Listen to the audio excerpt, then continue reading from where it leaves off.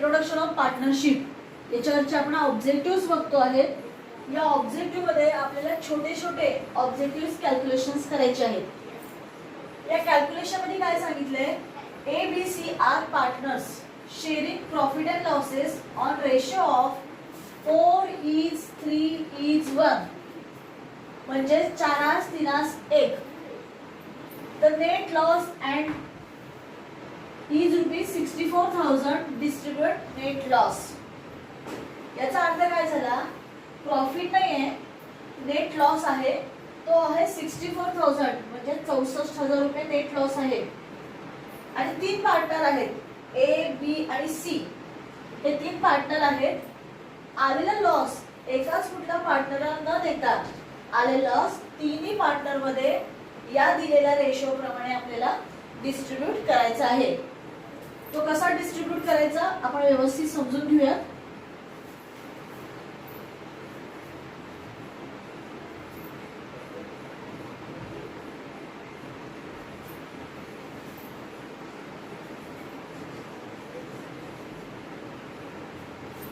हे बघा, सोल्युशन पहिल्यांदा घ्यायचं इथं।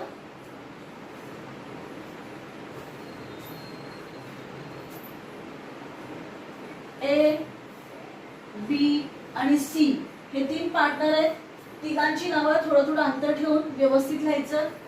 टोटल आपला प्रॉफिट लॉस किती आहे, 64,000।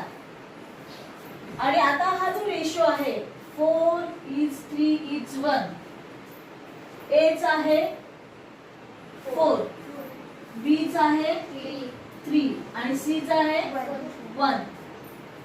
आणि कधीही काय करायचं असतं, हा जो रेशो आहे या रेशोची बेरीज करायची। 4 अधिक 3 7, 7 अधिक 1 8, ही जी बेरीज केली ती छेदस्थानी घ्यायची।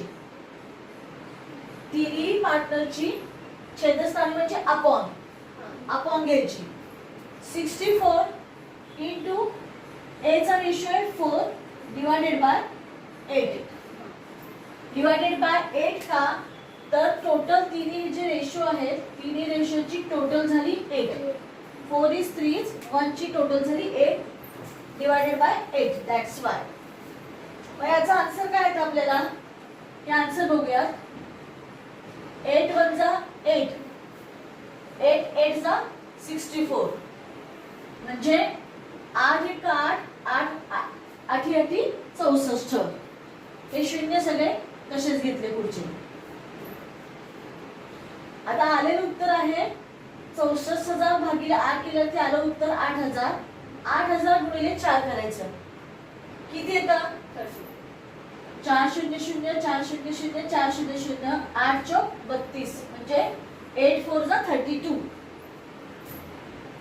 म्हणजे काय 32,000 आलेलं आहे, ते 32,000 ए चं लॉस आहे।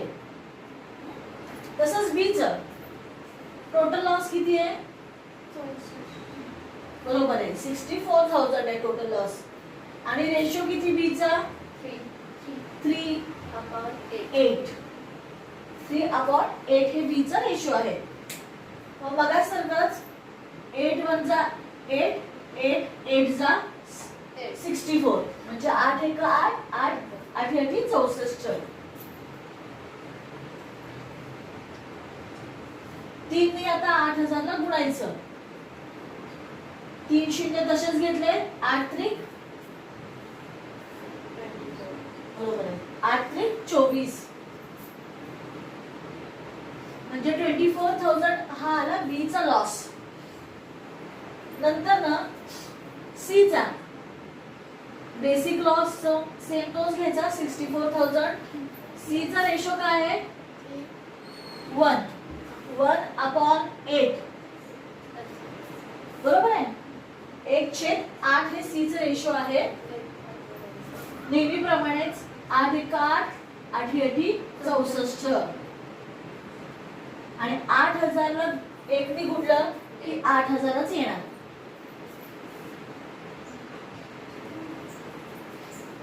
आपण जे काही लॉस घेतला होता टोटल 64,000, 64,000 लॉसचा ए चा लॉस आला 32,000, बी चा आला 24,000 आणि सी चा आला 8,000.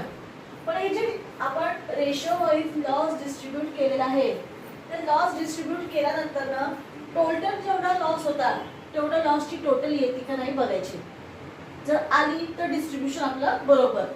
आपल्या आपण इथं स्टॉक तयार करू शकतो.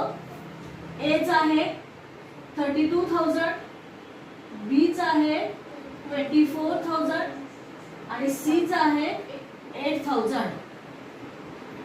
समेशन करायचं म्हणजेच बेरीज करायची. तर 8 आणि 4 12, 13 14, शी 4, हातचाला 1, 3 आणि 2 5 आणि 1 6. बरोबर आहे.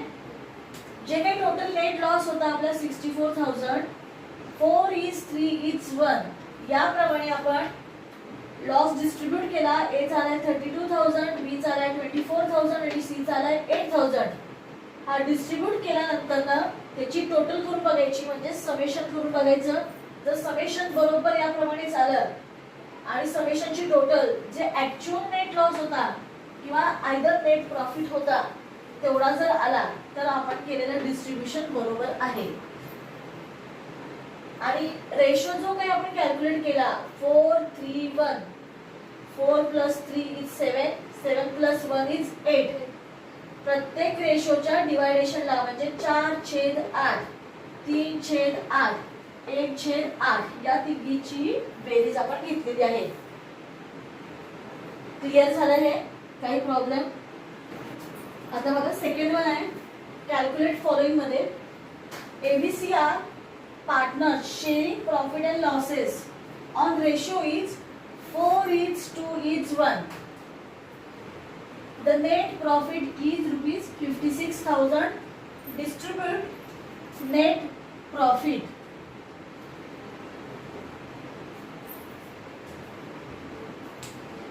Distribute net profit.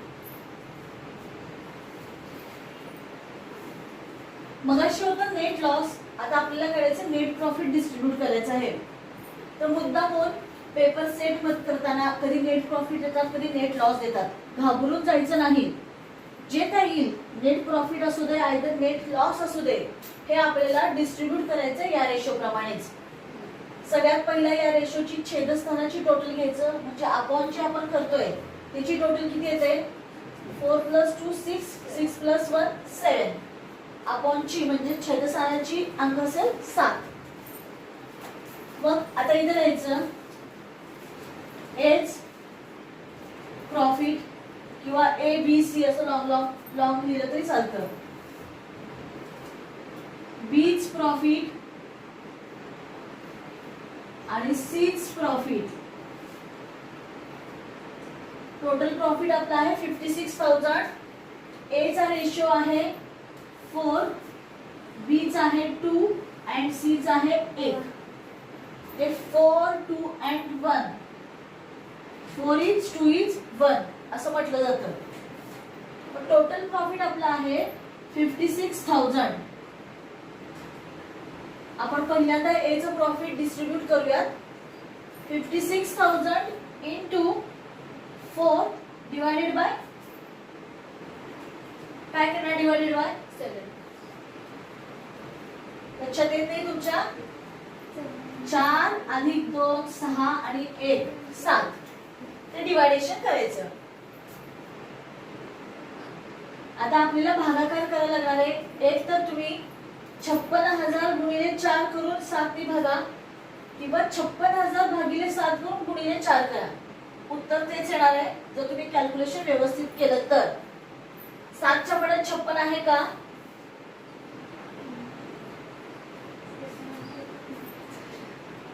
सातचा पाडा देखील विसरले 12वीचे विद्यार्थी. काय हरकत नाहीये वाटतं. बर 7 × 7, 7 × 8 = 56. हा म्हणजे 7 × 1 = 7, 7 × 8 = 56. शून्याला डिवायडेशन केलं तर शून्यच येतं आन्सर. इथं आलं 8,000. 8,000 × 4 किती झालं? 8 चोक 8 × 8, 8 × 16, 8 चोक बरोबर आहे. 32,000 इज एज प्रॉफिट. हा बी चा किती झाला? Same as 56,000 into 2 divided by 7. 7 1 जा 7, 7 8 जा 56. 8,000 into 2. 8 गुणे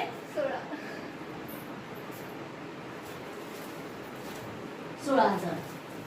सी चं देखील सेम तसंच 56,000 into सी चा रेशो आहे 1 divided by 7. 7 1 जा 7, 7 8 जा 56. आपण हे जे काही तिरकस भागाकार करणार आहोत ते फर्स्ट टाइम आपल्याला जे येईल तेच पुढे कंटिन्युटी राहणार आहे, पण इथे व्यवस्थित करणं गरजेचं आहे. 8,000 1 जा 8,000 इज 8,000. आपण बेरीज करून बघूयात. ए चं प्रॉफिट आलंय 32,000 म्हणजे 32,000. बी चं प्रॉफिट आहे 16,000. सी चं प्रॉफिट आहे 8,000.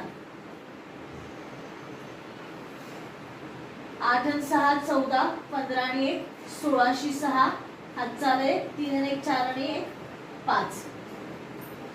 जे काय आपण डिस्ट्रीब्यूट केलेलं आहे त्याची टोटल देखील आली 56,000. खाली लिहिताना लिहायचं as profit is equal to ₹32,000.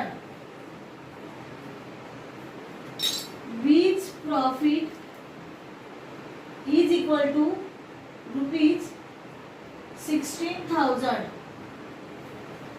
and C's profit is equal to ₹8,000.